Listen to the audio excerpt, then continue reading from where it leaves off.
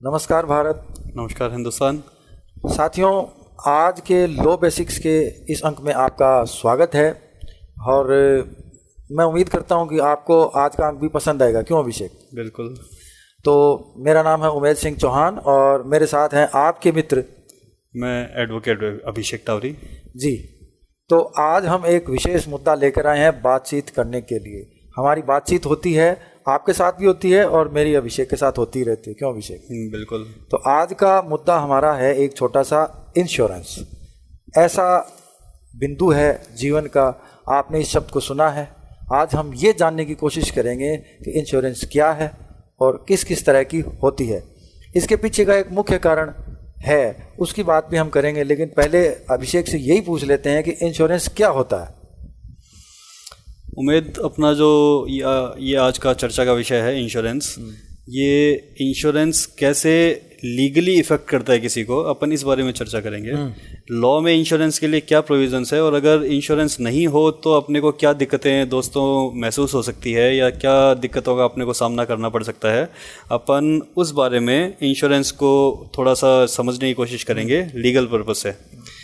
तो सबसे पहले अपन अगर इंश्योरेंस को समझें दोस्तों, तो ये एक कॉन्ट्रैक्ट है एक व्यक्ति का इंश्योरेंस कंपनी के साथ में उस बात के लिए, ऐसी कोई घटना या दुर्घटना के लिए जो अनचाही है और किसी भी समय जो आदमी नहीं चाहता ऐसी कोई दुर्घटना घट जाती है तो उसके ऊपर जो फाइनेंशियल बोझ आ सकता है उसको इंश्योरेंस कंपनी कैसे कवर करती है, अपन इस बारे में थोड़ी चर्चा करेंगे।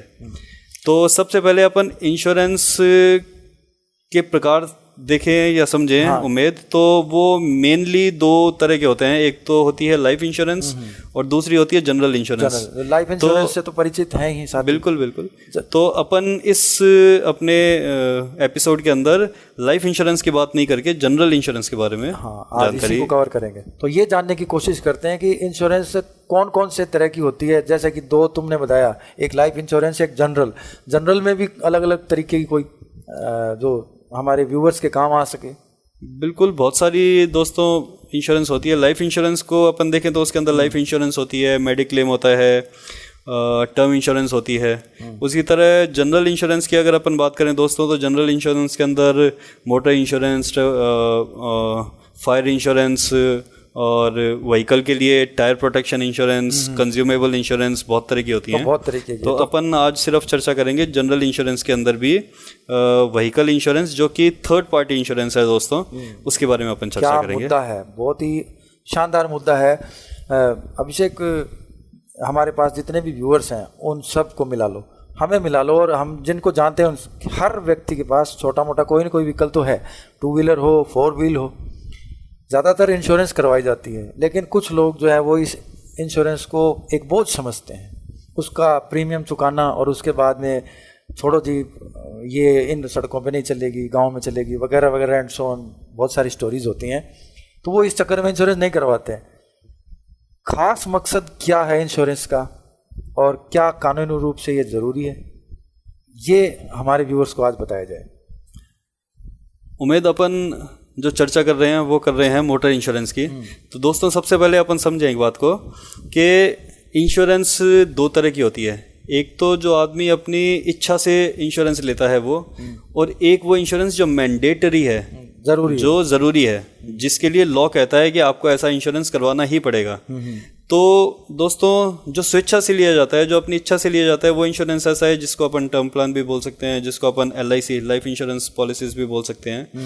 पर एक इंश्योरेंस ऐसा है जो कानून कहता है कि आपको लेना पड़ेगा, वो है थर्ड पार्टी इंश्योरेंस, जो कि अपने जितने भी देश के अंदर व्हीकल्स हैं वो रन करते हैं, उनके ऊपर बाइंडिंग करने के लिए, उनको लॉ से बांधने के लिए गवर्नमेंट ने लॉ बना रखा है जिसे अपन MV एक्ट बोलते हैं या मोटर व्हीकल एक्ट बोलते हैं। उमेद, उस मोटर व्हीकल एक्ट के प्रोविजंस में से एक प्रोविज़न ये है कि किसी भी व्हीकल का थर्ड पार्टी इंश्योरेंस होना कंपलसरी है। जैसे अपन सुनते भी हैं चर्चा में कि कोई आदमी व्हीकल पे जा रहा था और ट्रैफिक पुलिस वाले ने उसे पकड़ लिया और इंश्योरेंस नहीं होने के कारण चालान काट दिया उसका। तो ये चालान किस स्थिति में करता है? ये तभी करता है जबकि मैंडेटरी जो इंश्योरेंस थी वो आपने नहीं करवा रखी है ऑप्शनल के लिए कोई चालान किसी का भी नहीं करता। तो मैंडेटरी इंश्योरेंस जो होता है, जो आवश्यक इंश्योरेंस है दोस्तों, वो है थर्ड पार्टी इंश्योरेंस। तो थर्ड पार्टी इंश्योरेंस अपने कानून में मैंडेटरी कर रखा है, हर व्हीकल के लिए ये इंश्योरेंस पॉलिसी होना आवश्यक है। इसका बहुत मेजर इशू जो है, बहुत मेजर इम्पोर्टेंस जो है, वो अपने को समझ में आती है जब कोई अनचाही दुर्घटना या अपन कहें व्हीकल एक्सीडेंट हो जाता है उस समय।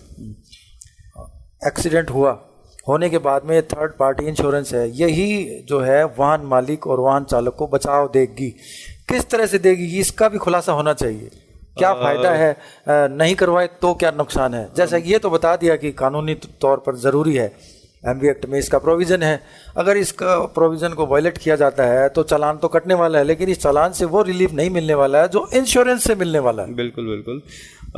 ये एक दोस्तों बहुत छोटा सा प्रीमियम अमाउंट होता है थर्ड पार्टी इंश्योरेंस का, जो अपने को किसी भी व्हीकल के लिए पे करना पड़ता है। पर इसके जो बेनिफिट्स हैं वो अपने को समझ में कब आते हैं दोस्तों, जब अपन ऐसी किसी मुसीबत में फंस जाते हैं, जब अपन ऐसे किसी एक्सीडेंट में इन्वॉल्व हो जाते हैं, अपना व्हीकल ऐसे एक्सीडेंट के अंदर इन्वॉल्व हो जाता है।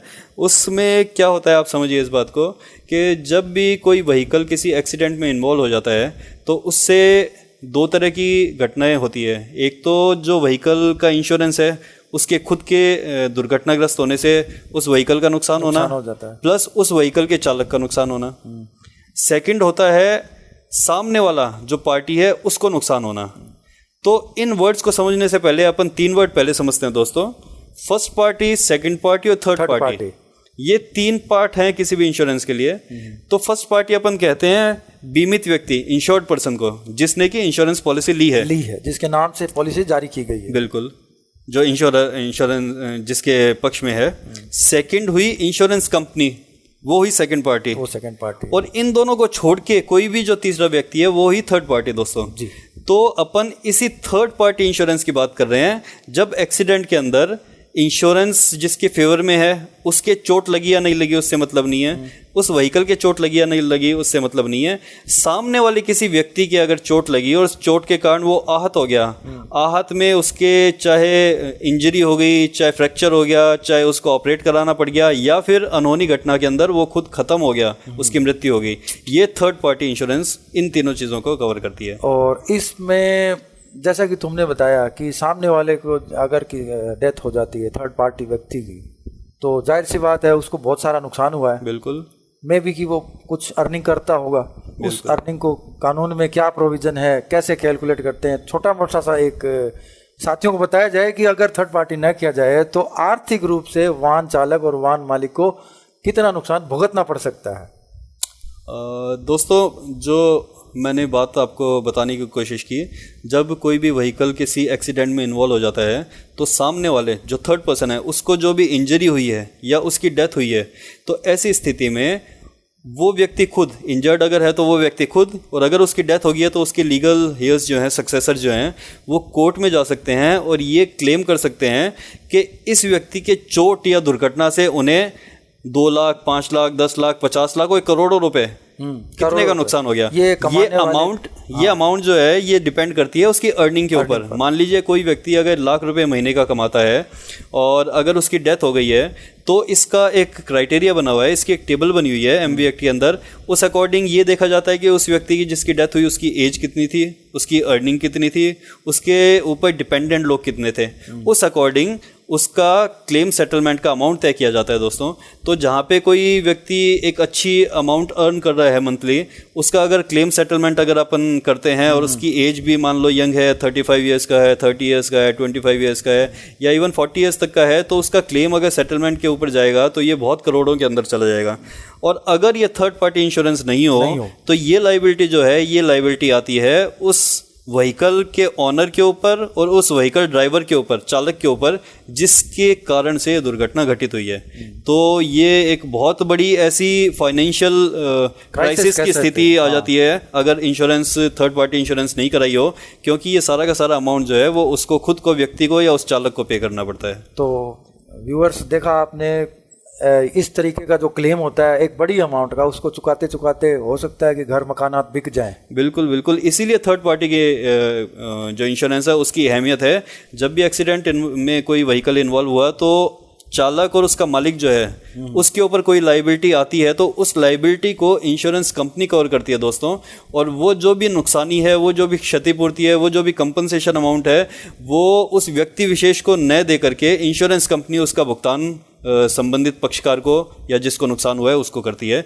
तो ये थर्ड पार्टी इंश्योरेंस का इम्पोर्टेंट महत्व है और इसीलिए इसको मैंडेटरी भी अपने लॉ में किया गया है। तो देखा व्यूअर्स, एमवी एक्ट में ये बात साफ लिखी हुई है कि थर्ड पार्टी इंश्योरेंस होना चाहिए।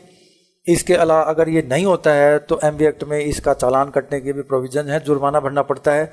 और अगर ये न किया जाए, उसके बावजूद दुर्घटना घट जाए तो बहुत बड़ा जुर्माना आप कह सकते हो वो वाहन मालिक या वाहन चालक को भी भरना पड़ सकता है। हाँ, तो अगर अपन कंपेयर करें उस कंपनसेशन अमाउंट से इस पेनल्टी को या फिर प्रीमियम को, तो वो नगण्य के बराबर है दोस्तों। तो इसलिए ये हमेशा अपने को ध्यान रखना चाहिए। तो साथियों देखिए, हमारे पास व्हीकल होता है, आपके पास भी व्हीकल है, सभी के पास व्हीकल होता है। हम ये बिल्कुल नहीं कह सकते कि इन व्हीकल से दुर्घटना नहीं घटेगी। और जहाँ तक मैं समझता हूँ, अभिषेक समझता है और जो भी न्यायिक इस काम में जुड़े हुए हैं सभी लोग समझते हैं और जानते हैं कि कोर्टों में दुनिया जहान के क्लेम जो है इस वक्त पेंडिंग चल रहे हैं। तो साथियों, आज का अंक आपको कैसा लगा अपने कमेंट के माध्यम से ज़रूर बताएं। आज के इस एपिसोड से मैं इजाज़त लेना चाहूँगा। नमस्कार। नमस्कार दोस्तों।